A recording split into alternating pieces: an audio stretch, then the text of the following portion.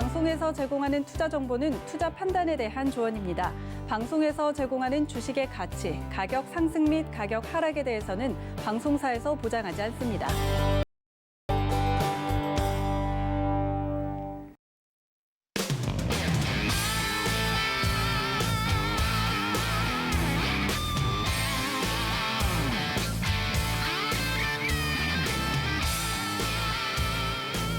네, 안녕하세요. 해외 선물 넘버원 진행의 이수연입니다.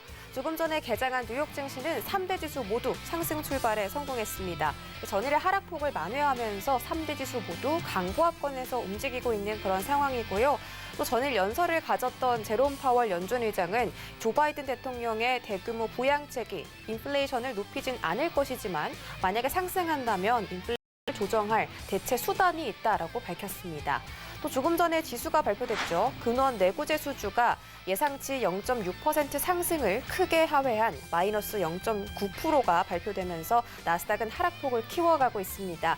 오늘도 다양한 이슈가 있는 가운데 또 11시쯤에 제롬 파월 연준 의장이 두 번째 연설을 시작합니다. 투자자들은 이에 또 집중할 것으로 확인되고 있는데요. 오늘도 다양한 이슈와 함께 여러분들의 선물 전략 챙겨드리도록 하겠습니다. 참고로 본 방송에서 제공해드릴 정보는 투자 판단에 대한 조언일 뿐 해당 상품의 가치나 수익률을 보장하진 않습니다. 또 서울경제TV는 자본시장 통합법 준수하고 있습니다. 1대1 투자 상담부터 유사 수신행위까지 모든 불법 사항들을 엄중하게 금지하고 있다는 점 전해드리면서 오늘 함께할 마스터 화면으로 만나보시죠. 수요일장은 해왕 마스터와 함께합니다. 네, 해왕 마스터 일주일 만에 모셨습니다. 어서 오세요. 네, 오랜만에 뵙는 것 같아요. 네. 이쪽 보면서 얘기하죠. 우리 시청자분들 보면서 말씀해 주세요. 네, 시청자들 보시면서 제가 얘기를 하도록 하겠습니다. 네, 안녕하세요. 일주일 만에 뵙겠습니다. 해왕입니다. 증시가 지금 상승을 다시 할 거라고 판단하시는 분들에겐 좀 다소 오류가 있을 것 같아요. 미장 개장하고서 이제 하락 전환을 좀 시도하는 국면인데 당분간 파월 발언이든 어떤 발언이든 좀 정체돼 있는 느낌이 굉장히 강합니다. 여러분들. 주식시장이 다시 재상승에 대한 힘을 불어넣기 위해선 어떤 전략이 꺼내져야 되는지, 지금 최근 당분간은 왜 이렇게 증시가 상승장에 대한 기류를 못할지, 어떤 과거에 있었던 내용을 가지고 오늘 한번 설명을 드릴 거예요. 과거에 있었던 내용을 가지고. 오늘 굉장히 좀 재밌는 내용을 하겠지만은 여러분들한테 큰 도움이 될 거라고 생각을 합니다. 지금 보시는 1시간이 아깝지 않도록 많은 준비를 해왔으니까 오늘 1시간도 재밌게 한번 설명드리도록 하겠습니다. 잘 부탁드립니다. 네, 오늘은 과거에 있었던 일에 대비해서 어떻게 하면 앞으로 대응하면 좋을지 전략을 세워주신다고 하셨습니다. 저희 또 본격적으로 시작하기 전에 우리 해선 시청자분들을 위해서 이벤트가 준비되어 있죠. 바로 경제인들을 위한 해선 캘린더인데요. 국내 이슈부터 글로벌 이슈까지 전부 이 캘린더 하나에 담겨 있다고 합니다. 해양 마스터님 혹시 갖고 계시나요? 네, 이거 지금 캘린더 얘기를 지난주부터 하겠는데 네. 여러분들 오늘 마지막 신청을 받을 거예요. 오. 네, 제가 분명 좀 고지를 이따가 한 번 더 설명드리겠지만은 네. 이번 주에 일괄적으로 배송해드린다고 하니까 가지고 계시면은 되게 보기 편해요. 여러분들 신청하세요. 네, 신청하신 분들 웬만하면 무료 나오면 들어가니까 네. 신청하시고 이거 보시면서 트레이딩 하셔도 여러분들한테 큰 도움이 될 거라고 생각합니다. 글로벌 캘린더입니다. 네. 한국 증시 캘린더가 아니에요. 네, 참고하시기 바랍니다. 알겠습니다. 한국 증시뿐만 아니라 뉴욕 증시까지 모두 아우르는 캘린더고요. 문자 받는 사람 샵 0082번에다가 넘버원이라고 전송을 해주시면 저희가 오늘 마지막으로 이벤트 해드리고 있으니까 많은 참여 부탁드리고요. 또 문자 보내주신 분들에 한해서 커피 쿠폰까지 제공해드리고 있습니다. 당첨자는 방송 끝에 발표되니까 1시간 함께 해주시기 바라겠습니다. 또 해외 선물 넘버원 참여하실 수 있는 방법은요. 전화번호 02-3153 2611-2612번, 문자번호 샵 0082번, 그리고 유튜브 라이브까지 함께 하고 있으니까요. 실시간 소통 원하시거나 방송하다 궁금한 점 생기시면 언제든지 방문해 주세요. 또 해왕마스터와 방송 외에도 다양한 선물 전략 가져가고 싶다 하시는 분들 노란톡 오픈 채팅방 검색창에 해외 선물 넘버원 서울경제라고 입력하고 들어와 주시면 되겠습니다. 저희 바로 해외 선물 나우 코너로 이동해 볼게요.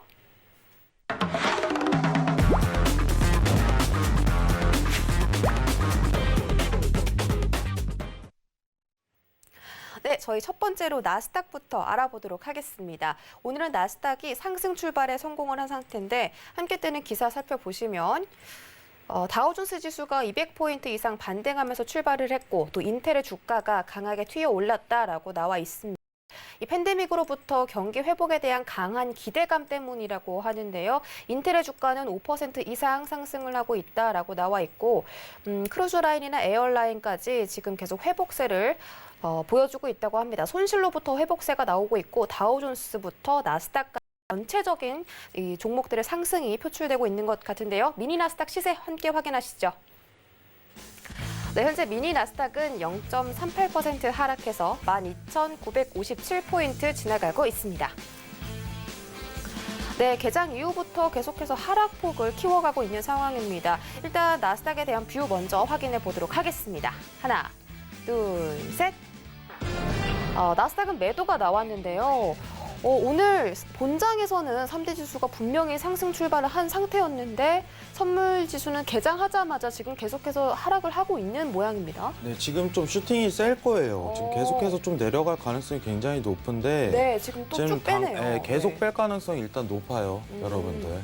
근데 여러분들 좀 아셔야 되는 게 뭐냐면은 네네. 현재 지금 어디서 매도 보나요? 라고서 집중을 했을 때 여러분들 이제 손익비 구성을 해야 되는데 내가 여기서 매도를 따라 붙어도 계속 깔 만한 약세장인가요? 라고서 질문을 했을 때 리스크가 굉장히 큽니다라고 좀 답변을 드릴 수 있어요. 네. 자, 지금 단가상으로 여러분들이 다시 좋은 포지셔닝을 구축하기 위해서는 현실적으로 13,030 라인까지 접근을 다시 하고 가야 돼요. 13,030 라인. 네. 13,030 라인입니다. 13,030 라인.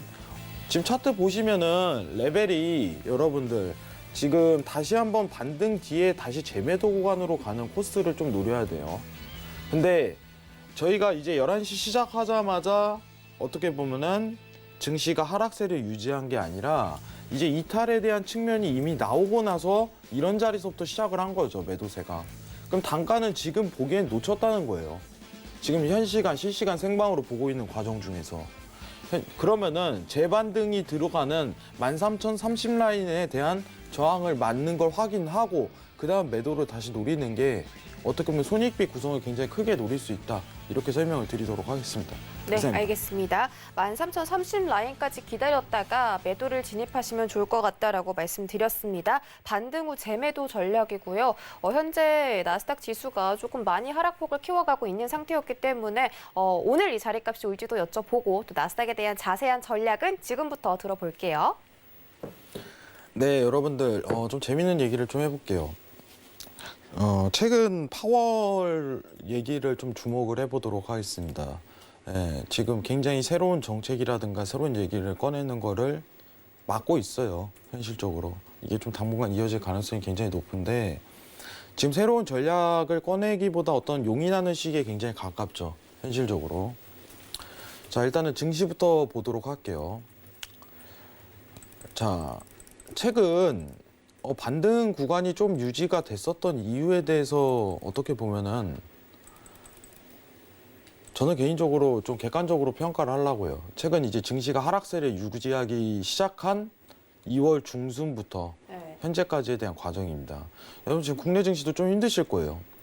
국내 증시도. 왜냐면은 작년에 있었던 계속되는 상승이 지금 제한이 계속 걸리는 모멘텀이 발생하기 때문에 저는 과감하게 좀 언급을 할 수 있습니다. 이거 연준에서 어떤 대책을 안 꺼내면 쉽게 올라가지 못해요. 이게 제 솔직한 얘기입니다. 자, 2월부터 한번 차트를 보도록 할게요.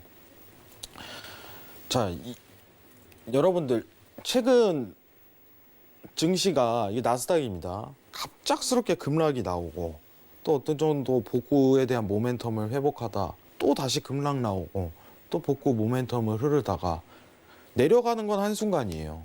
근데 이 내려갈 때 어떤 현상이 발생하냐면은 물가는 제자리인데 갑자기 국채 금리만 이제 점프식으로 올라갈 때 그때 좀 급락에 대한 모멘텀이 굉장히 많이 나와요. 근데 지금 2월 중순에 있었던 모멘텀 기준과 지금 기준에 대한 차이는 뭐냐면은 이때는 물가가 좀 정체돼 있었어요. 물가 정체 기간. 근데 이거는 물가가 좀 동반 상승하고 있습니다. 물가가 동반 상승하고 있어요. 물가가 오르는 시기, 좀 정체되는 시기. 이 두 차이가 명확하게 있어요. 그러면은 물어볼 수 있을 것 같아요. 회왕님, 그럼 증시 상승은 지금 이루어질 수 없는 건가요? 라고 얘기를 한다면은 지금 힘들다고 좀 얘기를 드리는 편입니다. 지금 힘들어요. 현실적으로 얘기를 해야 돼요. 객관성을 가지고 좀 평가를 하는 게 좋다고 생각을 해요. 지금 최근에 파월, 전일 파월이 나왔던 것도 이제 부양에 대한 의지는 강조를 했지만은 새로운 정책이라든가 국채 금리를 누를 만한 이슈거리는 안 꺼내고 있어요. 지금 명목 금리가 내려가야지 증시가 다시 올라갑니다. 라고서 얘기를 드렸습니다. 여러분들. 아시겠죠? 근데 지금 일단은 나스닥 파동에 대한 부분을 본다면은 자, 이 채널상 구조를 좀 깨기가 지금 당분간은 굉장히 힘들다는 거를 인지하셔야 돼요. 지금 이 구조입니다. 이 구조예요. 13,200에 대한 어떤 상단 돌파가 이루어지면은 지속적인 상승 랠리를 갈 수 있으나 이 상단에 대한 랠리를 깨려면은 어떤 이슈가 있어야 돼요. 그죠? 이거 기억하세요. 지금 화면 보이실 거예요. 화살표 위로 올라가려면은 딱 두 가지입니다. 여러분들.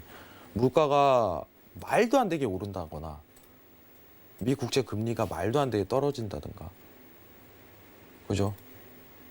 미 국채 금리가 말도 안 되게 떨어지는 거는 근데 물가가 말도 안 되게 오른다는 거는 사실 이제 미국 정부 측에서도 굉장히 맞겠죠. 현실적인 대안으로.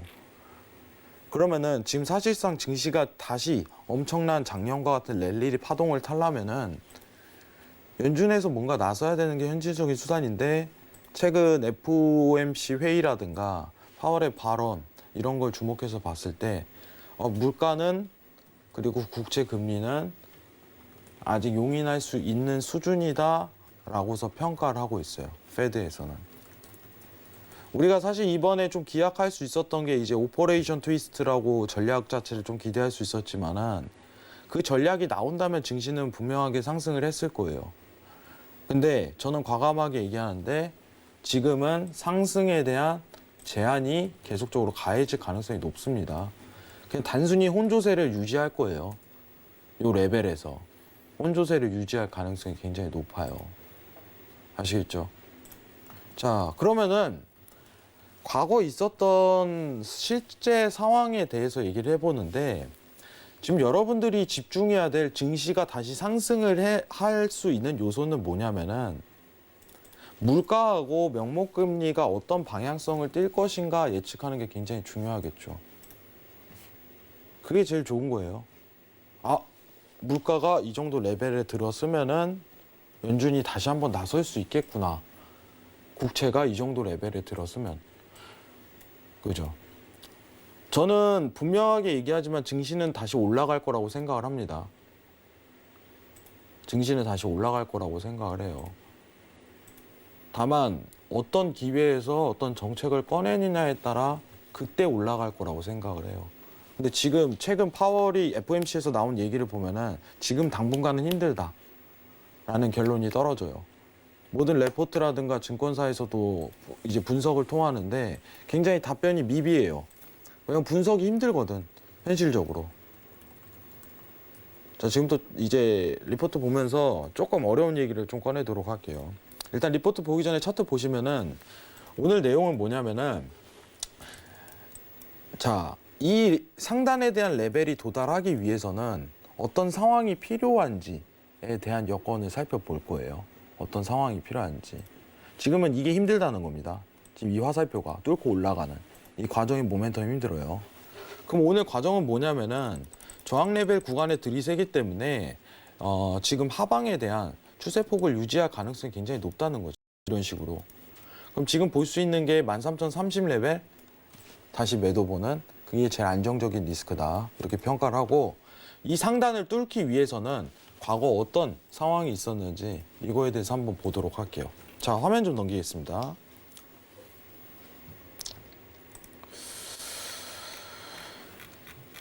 자, 이거 좀 보도록 할게요. 이게 굉장히 좀 중요하거든요. 자, 왼쪽 차트를 보면요. 지금 US 10년 이제 어떻게 보면 국채에 대한 전망 가능성하고 그 물가 지수죠.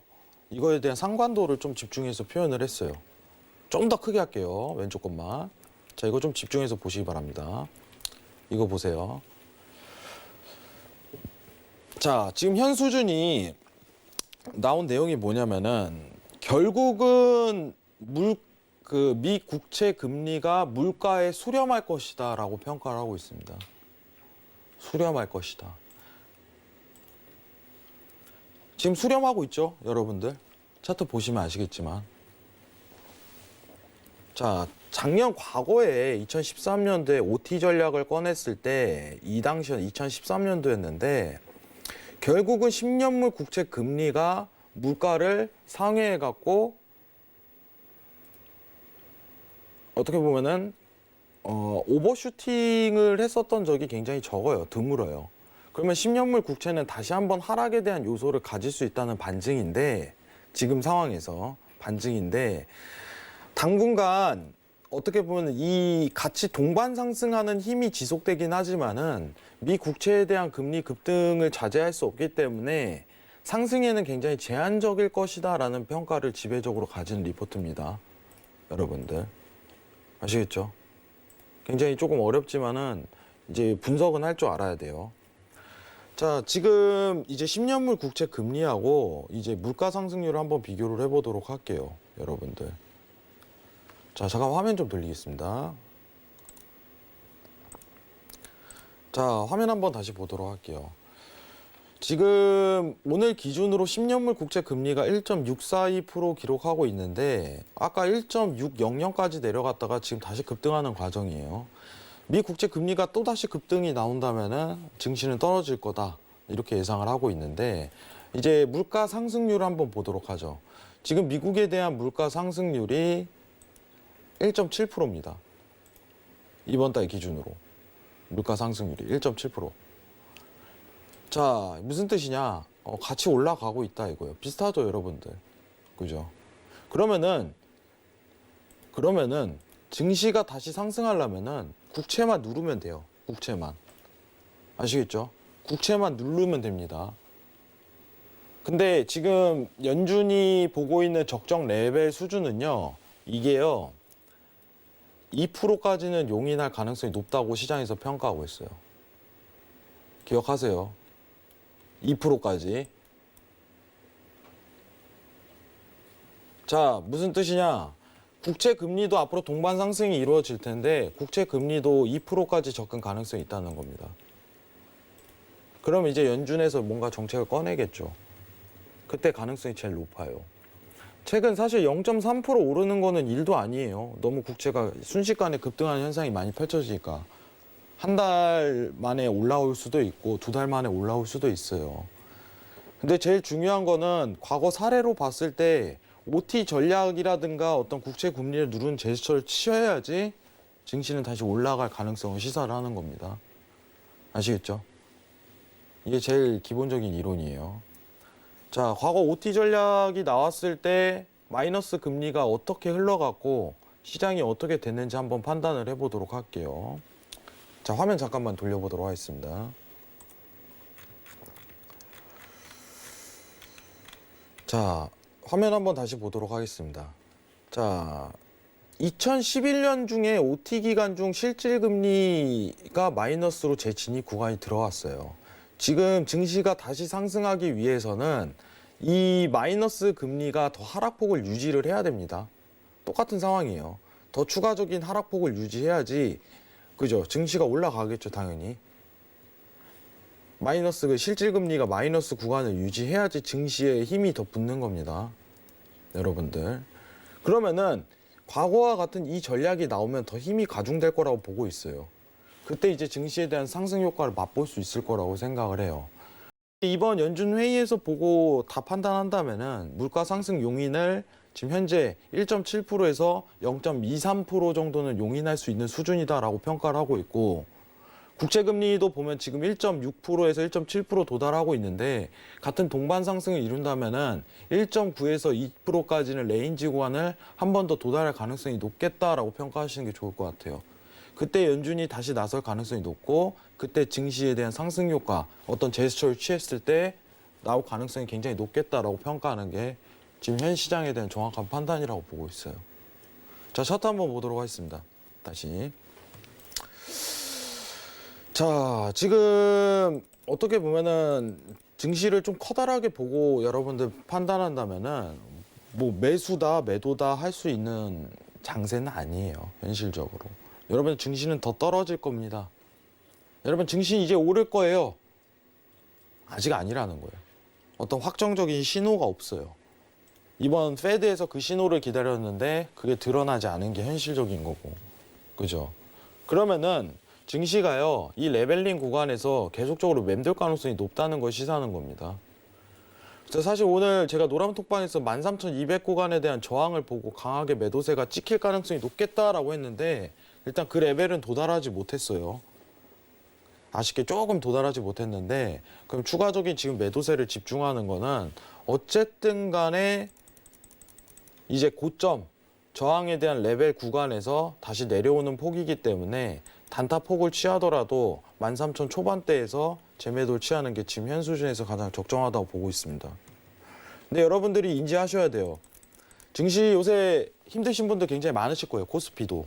주식 하시는 분들. 맞아요. 얘기가 좀 많이 들립니다. 정말. 근데 이게 왜 그러냐면은 과거 상승했던 어떤 이제 부양이고 뭐고 이제 돈을 푸는 거 관련해 갖고 이게 탄력을 굉장히 붙이던 상황하고 지금 상황이 좀 달라졌어요. 환경이 많이 달라졌어요. 근데 이게 언제 들어갈까요? 그러면은 이거는 연준이 어떤 태도를 취하느냐에 따라 나올 수 있는 상황입니다. 근데 일단은 연준이 그 태도를 안 취하고 넘어갔어요. 그럼 당분간은 힘들까요? 예, 당분간 어떻게 보면 엄청난 하락장을 유지하는 것도 아니고 상승장을 유지하는 것도 아니다. 코스피가 전반적으로 저는 3,000 레벨의 하단폭에서 좀 유지할 가능성이 높다고 생각을 해요. 2,900 레벨에서 3,100 레벨 사이에 대한 어떤 레인지를 구성할 가능성이 높다고 생각합니다. 주식에 지금 최근에 뛰어드신 분들에게 있어서는 굉장히 안 좋을 수가 있어요. 그래서 여러분들이 확인을 하셔야 되는 게 어차피 미증시 오르면 코스피 오릅니다. 여러분들. 탄력을 받을 수밖에 없어요. 수급이 쏠리기 때문에, 금리 때문에. 그러면은 미증시가 오를 때를 기다려야 되는데 다시 이제 계속적인 상승 랠리, 작년과 같은 이때 주식하는 게 편하겠죠, 당연하게. 그죠? 이런 상승 랠리 기반을 닦을 때 그때가 제일 편해요.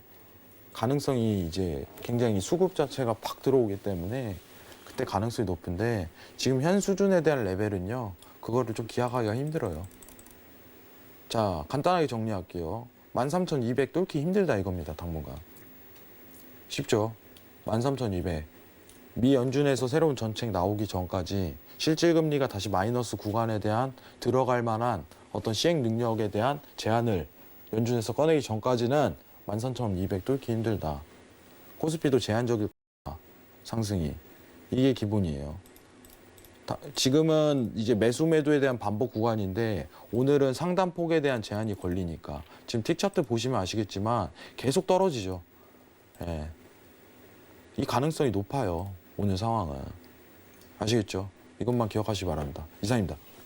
네, 나스닥은 오늘 13,030포인트에서 매도 뷰가 가능하다라고 봐주셨는데 반등 시에 매도 진입이고요. 지금은 시장이 본장도 그렇고 하락 전환했고 또 선물 시장도 크게 하락폭을 키워가고 있는 상태입니다. 12,900포인트까지 좀 위태위태해 보이는 그런 상황이고 앞으로 나스닥은 13,200포인트를 돌파하기 어려울 것이다. 연준에서 실질금리에 대한 마이너스를 늘리는 그런 정책이 나오지 않는 이상 앞으로 뉴욕 증시도 그렇고 국내 증시도 그렇고 횡보를 할 가능성이 높다라고 언급을 해주셨으니까 참고해 보시기 바라겠습니다. 자, 저희 다음 상품은 골드 알아보도록 할게요. 함께 뜨는 기사 살펴보도록 하겠습니다. 네, 지금 국채 금리가 하락세를 보이고 또 유럽 지역의 경제 폐쇄 조치가 이루어지면서 골드가 상승하고 있다라고 나와 있습니다. 지금 강달러세가 이 귀금속에 대한 매력을 상승폭을 제한시킴에도 불구하고 국채 금리 하락 그리고 유럽 내의 경제 폐쇄 조치가 안전자산인 금에 대한 선호도를 올리면서 골드가 상승하고 있다는 소식입니다. 현재 골드 가격 함께 체크해 보시죠. 네, 현재 금 가격은 0.18% 상승해서 1,728.2달러 선 지나가고 있습니다. 네, 골드뷰 바로 확인해 볼게요. 하나, 둘, 셋. 네, 골드는 관망 나왔습니다. 왜 관망일까요, 오늘? 요새 차트 흐름도가 사실 네. 너무 형편없어요. 계속적으로 이 유지를 할 가능성이 높은데 증시는 이제 상단폭과 하단폭에 대한 어떤 차트에 대한 제한적인 레벨링이 들어가는데 네. 지금 골드 같은 경우는요 너무 혼조해요. 너무 혼조. 지금 보기 너무 어렵습니다. 방향성이 좀 뚜렷하지 방향성이 안 나와요. 네. 이거는. 이거 차트 분석하고 어떻게 보면 매수다 매도다 표현하는 게 저는 어떻게 보면 서울경제 이거 보시는 분들한테 피해가 갈 수 있겠다 이 생각이 듭니다. 제가 섣불른 발언에 하나 의해서. 네. 자, 일단은 지금 차트 흐름도 보면은 계속 박스권 유지를 하고 있어요. 오늘 당일에도. 지금 24시간 내내 이럽니다. 골드가.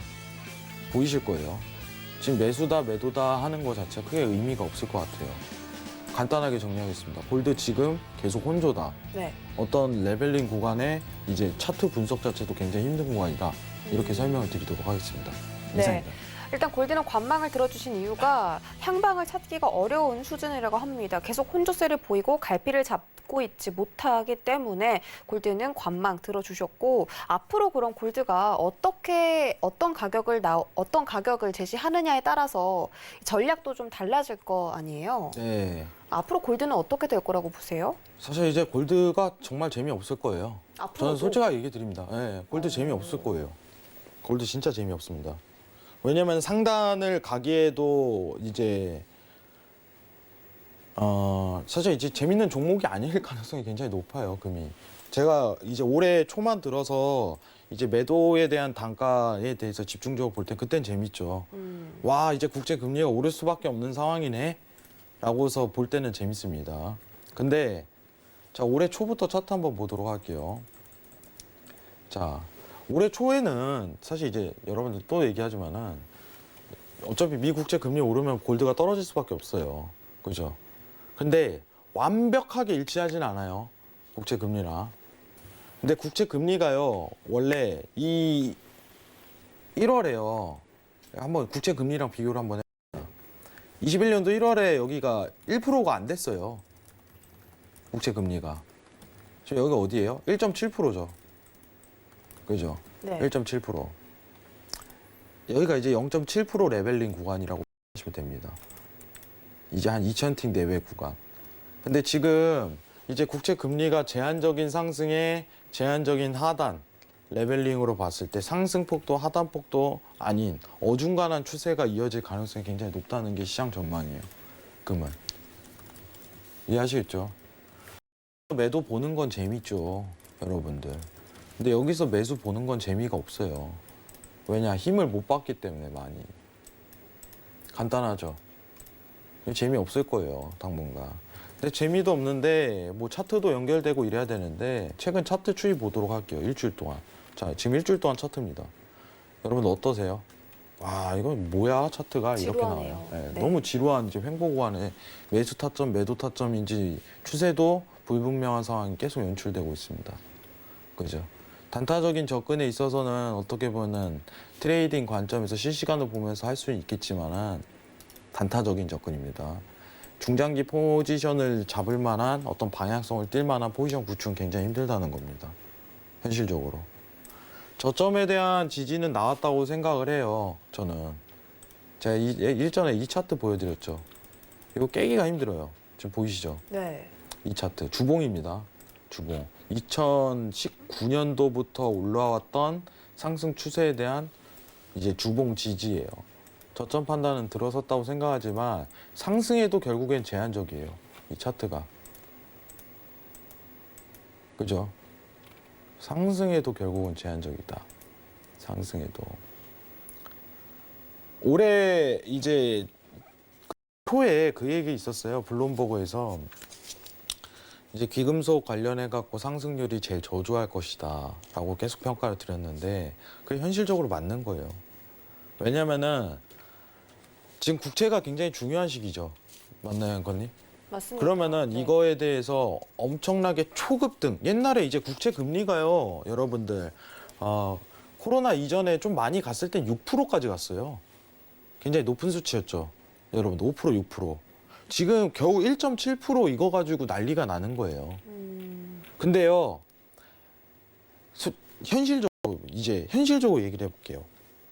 국채 금리가 2% 넘어가고 막 3% 넘어가면은 이거 연준이 안 나설 수가 없어요. 그죠? 그렇다고 너무 떨어뜨릴 수도 없는 거고. 코로나 이후 때는 어쩔 수가 없습니다. 코로나 이전 때는 어떻게 보면 수요와 공급에 대한 원칙에 맡겨서 시장의 균형에 맞게 이렇게 하지만은 국채라는 게 코로나 이후에는 어떻게 보면은 돈을 푸는 수단이기 때문에 그죠? 그걸로 간접적인 어떻게 보면은 자금에 대한 유동 정책을 펼치는 수단이기 때문에 결론은 뭐냐면 연준이든 미 정부든 손을 댄다는 말이죠. 수요와 공급을. 그러면 제한적인 상승과 제한적인 하락에 대해서 레벨링을 맞추는 거예요. 이게 맞습니다. 그럼 이 레벨링을 맞추는 게 계속적으로 이어질 것 같은데 골드가 앞으로 오릅니다, 떨어집니다 라고 생각하는 게 굉장히 아이러니하다는 거죠. 자, 여러분들 사진 한번 다시 보여드릴게요. 지금 나스닥하고 골드에 대한 정확한 차이를 다시 한번 설명드리겠습니다. 자, 화면 다시 볼게요. 자, 미증시는 코스피, 나스닥, 미증시는 이게 중요하다고 설명했어요. 실질금리. 이거에 대한 영향이에요, 지금. 아시겠죠? 근데요, 금값은요, 이거예요. 쉽게 다시 얘기하면은, 나스닥은요, 금리하고 물가를 다 봐야 되지만, 단순하게 금하고 채권은요, 이 명목금리만 봐도 됩니다. 이 두 차이가 명확하게 있어요. 채권 금리가 갑작스럽게 급등 나올 때는 이제 골드 떨어지고 국채 가격 떨어지고 증시 떨어지는 이유는 이건 제자리에 맴돌기 때문에 같이 떨어지는 거예요. 아시겠죠? 최근 어떻게 보시면은 여러분들이 증시가 급락할 때 이제 금 가격도 급락 나오는 상황 자체가 좀 연출이 많이 됐을 거예요. 맞죠? 그때는 어떻게 보면 물가는 가만히 있는데 갑자기 채권 급등할 때만 그런 현상이 펼쳐져요. 근데 완전하게 일치한다고 보시면 안 됩니다. 이해를 하셔야 돼요, 여러분들. 아시겠죠? 자, 화면 다시 한번 보도록 할게요. 자, 차트 한번 다시 보도록 하겠습니다. 지금 보시면은 어쨌든 귀금속, 이제 금 관련해 갖고는 굉장히 앞으로 좀 재미없을 가능성이 높아요. 저는 매수를 더 볼 수 있는 시장이 연출될 거라고 보고 있습니다. 네. 매수를 볼 수 있는 시장이 더 연출될 거라고 보고 있는데 정확한 시장에 대한 전략과 타점 자체는 아직 나오진 않고 있어요. 당분간 흔드는 장세가 유지될 가능성이 굉장히 높은데 제가 일전에 사실 얘기했던 16,000 이제 중반 포인트까지는 이 추세를 부딪힐 가능성이 높기 때문에 하방에 대한 포인트로 내려올 가능성이 높습니다라고 설명드렸지만은 지금 지지폭을 밟을 때부터는 이제 매수에 대한 랠리로 봐야 되는데 이 매수가 올라가려면 현실적으로 국채 가격이 올라야 되고 국채 금리를 눌러야겠죠. 그죠? 그럼 나중에 OT 나올 때 그때 한번 상승을 볼 수 있을 것이다라고 판단하시는 게 좋습니다. 이거 똑같아요. 연준에서 국채 금리 누르는 제스처 취할 때 그때 금값은 제대로 된 상승을 이룰 가능성이 높은데 그 상승마저도 막 1850 이런 구간 상승까지 굉장히 제한적일 것이다. 쭉쭉 찍고 못 나갑니다. 이렇게. 아시겠죠? 네. 이거 아셔야 돼요. 금 앞으로 2080 있죠? 이거 찍고 못 올라가요. 현실입니다, 이게. 어쩔 수 없이. 이거 못 올라갑니다. 왜냐면 국채 금리에 대한 컨트롤을 미정부하고 연준이 동시에 하기 때문에 집중하고 있기 때문에 레벨링이 그냥 이게 제한적으로 많이 오르지도 못하고 많이 떨어지지 않는 이 레벨링 구간에 돌입할 가능성이 높아요. 그러면 어쩔 수 없어요. 다만 제가 최근에 매수를 봤던 건 이제 채권 금리 상단에 대한 제한이 드러나면 그때는 이제 금값이 상승하겠죠. 근데 제한적 상승이라는 겁니다. 아시겠죠? 기억하시기 바랍니다. 금 당분간 재미없다. 다만 지금 차트도 매수 매도 표현도 전혀 안 이루어지는 구간이다. 오늘 관망이다. 이상입니다. 네, 알겠습니다. 골드는 계속 방향성을 잡지 못하고 있다 말씀드렸는데 나스닥은 실질 금리의 영향을 받지만 골드는 명목 금리, 즉 10년물 국채 금리의 영향을 받는다. 연준에서 이 10년물 국채 금리에 대한 상승 제한 제동을 걸어주지 않을 경우에는 골드가 계속 향방을 찾지 못할 것이지만 만약에 정책이 나온다면 그때부터 골드는 상승을 할 것이다라고 정리를 해드리도록 하겠습니다. 그리고 저희가 5일 넘어가기 전에 이벤트 안내 다시 한 번만 해드릴게요. 오늘 마지막입니다, 여러분. 캘린더 이벤트 진행하고 있는데 국내 이슈부터 글로벌 이슈까지 전체적인 포괄적으로 이 시장을 바라보고 싶으시다면 이 캘린더 꼭 챙겨가시기 바라겠습니다. 받는 사람 샵 008-2번에다가 넘버원이라고 전송을 해주시면 저희가 이 캘린더 최대한 많은 분들께 챙겨드리고 있고 또 문자 보내주시는 분들에 한해서 커피 쿠폰까지 발송해드리고 있으니까 많은 참여 부탁드릴게요. 자, 저희 다음 상품은 오일 알아보도록 하겠습니다. 자, 오일 함께 뜨는 기사 살펴보시면 박앤세일에 이 매수세가 좀 몰리고 있다. 하지만 원유 공급 과잉 우려 때문에 상승폭이 제한되고 있다라고 기사가 나와 있습니다. 자, 오늘 새벽 5시쯤에 오일이 57.25달러 터치 후에 지금은 또 상승폭을 크게 키워가고 있는데 이런 모습을 두고 박앤세일이라는 표현을 CNBC 기사가 내놓은 것 같습니다. 현재 크루드 오일 가격 함께 살펴보시죠. 네, 현재 크루드 오일 가격은 3.17% 상승해서 59.58달러 선 지나가고 있습니다. 네, 57달러부터 60달러 부근까지 거의 올라온 상태인데요. 어떤 뷰 가지고 계신지 팻말 들어보도록 하겠습니다. 하나, 둘, 셋. 네, 오일은 매도를 또 다시 한번 들어주셨네요. 네, 다시 저항 부딪히나요? 아니야. 지금 이제 차트를 좀 집중적으로 봐야 되는데 네네. 지금 일단 오늘 매매는 조금 힘들어요. 오늘 매매를 보시려면 다시 재매수 관점을 보시려면은 59.10 있죠. 정확히 표현드릴게요. 지금 매도를 들었는데 그 이유는 좀 이따 설명드릴게요. 네. 지금 일단은 59.10의 매수 한번 볼 수 있습니다.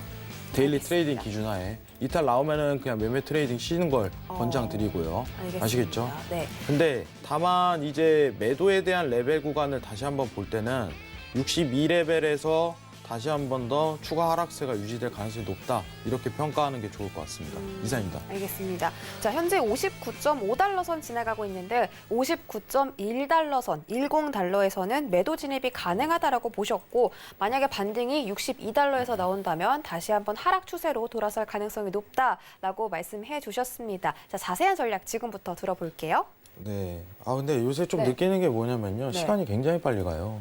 어떤 저 시간이요? 오펙 회의한 것도 벌써 한 달 다 돼가는데 오펙 회의한 게 뭐 불과 어제 같은데 네. 또 이제 한 달이 다 돼가는데 벌써 그렇게 됐나요? 네, 이제 4월 원래 그때 얘기한 게 오펙 회의 저도 이제 해선인이 다 됐나 봐요. 시간 지나는 거를 과거 네. 스케줄 가지고 체크하는 거 보니까 네. 지금 최근 오펙 있었던 게 이제 2월 말이었죠. 3월 초 이때였는데 지금 일단 속보가 하나 왔는데 네, 파월이 지금 그러네요. 청문회를 하고 있죠. 오늘 맞습니다. 청문회는 쓸데없는 소리 할 거예요. 여러분들 이거 진짜 어제도 그렇게 좀 중요한 현실적으로 이야기를- 얘기할게요. 저는 네. 여러분들 청문회 하는데 뭐 갑자기 긴급적으로 통화정책 얘기를 제안하겠습니까? 신경 쓰지 마세요. 오늘 별거 무엇을 없습니다. 위한 청문회죠? 그냥 이제 뭐 최근에 어떻게 하고 있는지 평가받는 자리인데 의미 없어요, 여러분들. 오늘 청문회는 새로운 정책에 대한 가능성 이때 빼드이는 차라리 네. 이럴 때 굉장히 중요한 거지. 오늘 그냥 평가받고 하는 자리인데 파월이 네. 갑자기 나와가지고 네. 자, 우리 오늘 이거 합니다. 이제 이렇게 절대 안 해요. 지금 나오는 내용 봐봐요. 회복 노력에 돈 많이 줘. 이거잖아요, 결국은. 꾸준히 작년부터 하는 이야기죠. 너무 의회 반복된 재정을 얘기이기 요구하는 때문에 게, 네. 의미가 없어요. 잠깐 이제 속보 나와서 잠깐 얘기를 드린 거고. 자, 유가 얘기 다시 하도록 할게요. 네. 유가가 지금 나오는 얘기가 이제 다음 주부터 슬슬 얘기가 나올 가능성이 높은데 네. 지금 제가 지난주에 어떻게 보면은 이 전까지는 보고 순수하게 좀 보고 싶어요. 지금 상황에서.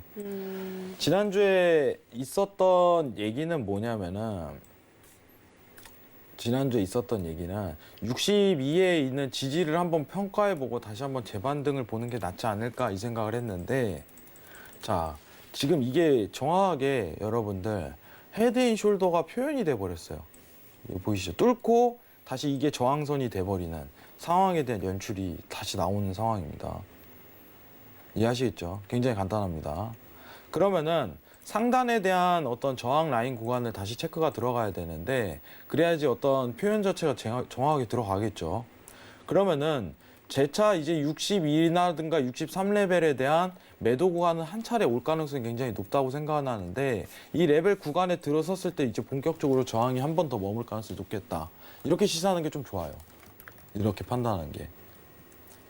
오늘은 이제 어떻게 보면은 59.10은 단기 지지에 대한 표현이지만은 여러분들이 좀 정확한 추세를 따라가려면은 62, 63레벨을 다시 상단 도달했을 때 그때 저항 받는지 표현하고 그때부터 지속적으로 매도 보는 게 수익성을 좀 확보할 가능성이 높다고 생각을 해요. 유가 시황만 딱 정확히 본다면은 3월까지 이제 한 달 연장을 했죠. 네. 네, 한 달 연장을 했었는데 사우디가 이제 추가 감산에 대해서 또 얘기가 나오냐 유지되냐 그러면 이 레벨링에서 맴도는 구간이 연출될 거고 만약에 우리 이제 감산을 스탑하겠다 하면서 주시하는 전략이 나올 거예요. 좀 대기하면서 다음 오펙 회의가 4월 초에 있습니다. 여러분들 4월 초에 있어요. 오펙 회의가 기억하시고 저희가 그때 또 얘기를 드리겠는데 지금 순수하게 차트적 접근으로만 본다면은 62레벨이 뚫렸으니까 예, 단숨에 뚫고 나왔으니까 이제 매도에 대한 랠리로 다시 저항선이 62, 63 라인에 걸릴 가능성이 굉장히 높다고 평가를 하는 게 낫습니다. 오늘 단기적 흐름을 보실 분들은 매수를 보시는 게 맞아요. 이 59.10 예, 그리고 59.70 이탈선에서 이쪽 보시는 게 맞고 59.10 이탈 나오면은 바로 손절자리 내보내시고 스탑하는 게 좋습니다. 다만 제가 오늘 왜 매도를 들었냐면은 조만간 이제 상단 레벨링에 도달할 가능성이 높다. 지금 67.79가 어떻게 보면 고점 자리 표현할 가능성이 굉장히 높다는 걸 좀 시사하고 있습니다. 이 부분 평가 때문에 그래요. 이해하시겠죠? 간단하게 여기까지 마치겠습니다. 감사합니다. 네. 유가 같은 경우는 앞으로 4월 달에 오펙 플러스 회의가 다시 한번 열리기 때문에 그런 부분을 좀 주시하면서 오르락 내리락 하는 그런 등락을 그릴 것으로 예상이 되고 59.10달러에서 매도 진입 가능하다라고 보셨고 만약에 재차 반등이 나온다면 62달러 선이 저항일 것이다라고 정리해 드리도록 하겠습니다. 자, 저희 다음 상품은 유로 FX 알아보도록 할게요.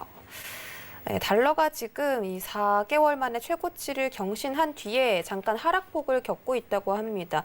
영국이나 EU에서는 이 PMI 지수가 조금 안 좋게 나온 것 같은데 지금 유럽 지역 내에서 코로나 확산세가 다시 한번 번지면서 폐쇄 조치로 인해서 여러 가지 우려가 나타나고 있는 것으로 보입니다. 유로 FX 시세 지금 알아보시죠.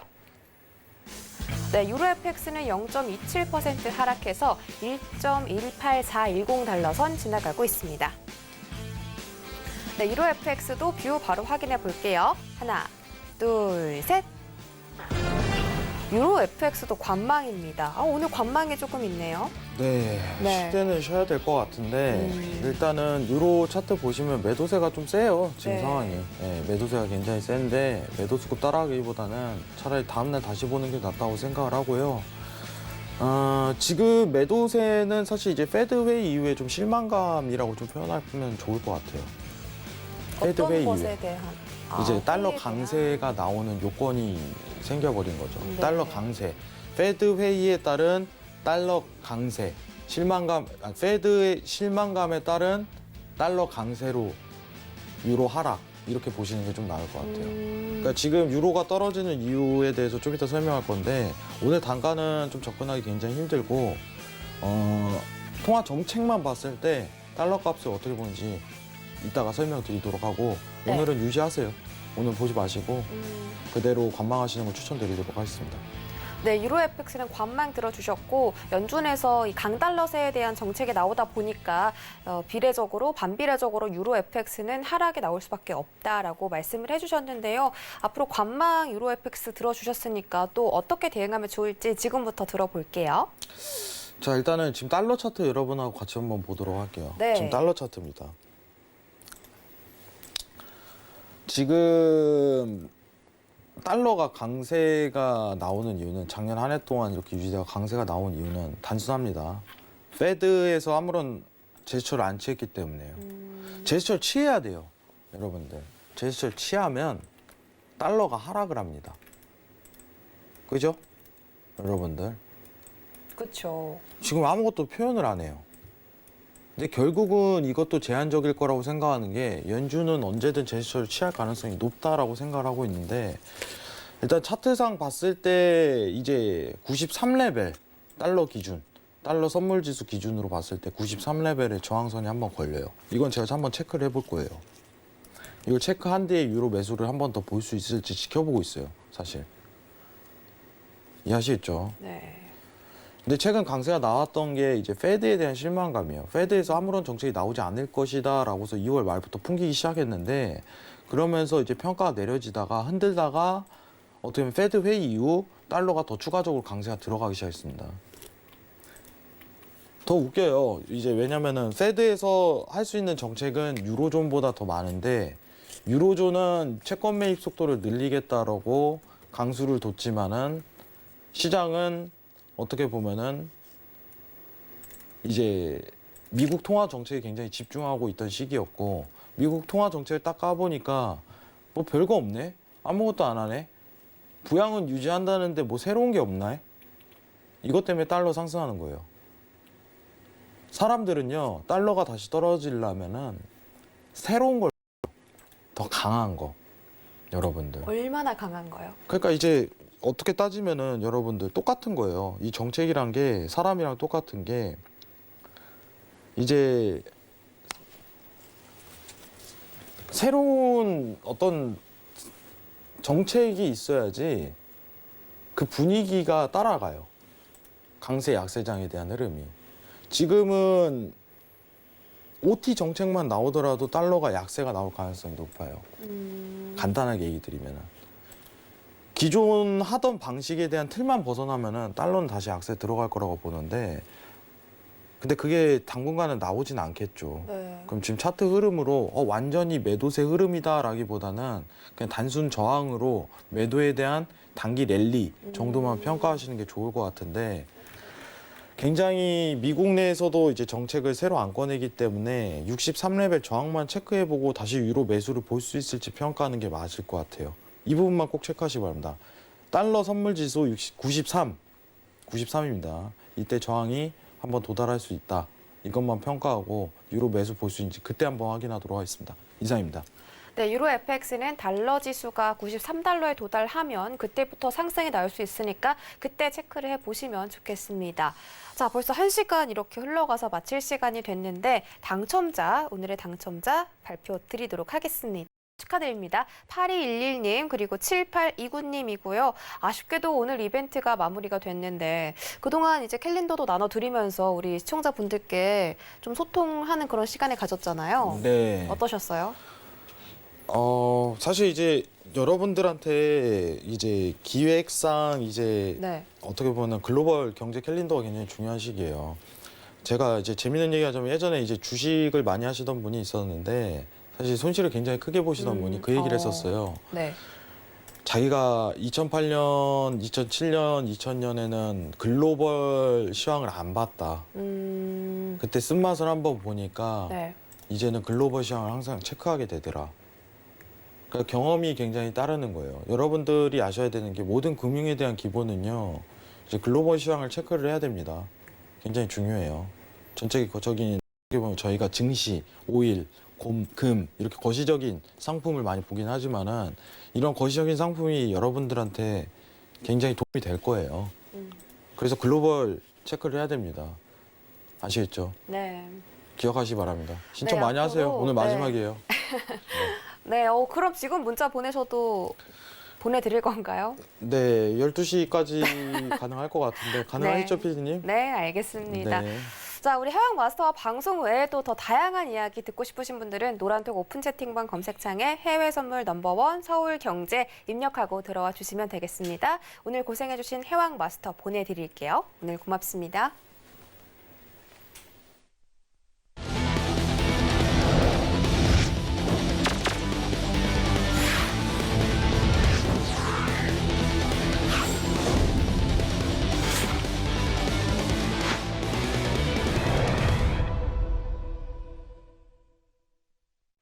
네, 참고로 본 방송에서 제공해드렸던 정보는 투자 판단에 대한 조언일 뿐 해당 상품의 가치나 수익률을 보장하지는 않습니다. 또 서울경제TV는 자본시장 통합법을 준수하고 있습니다. 1:1 투자 상담부터 유사 수신행위까지 모든 불법 사항들을 엄중하게 금지하고 있다는 점 다시 한번 고지해드리면서 저희는 내일 이 시간에 다시 돌아오겠습니다. 시청해주신 여러분 고맙습니다.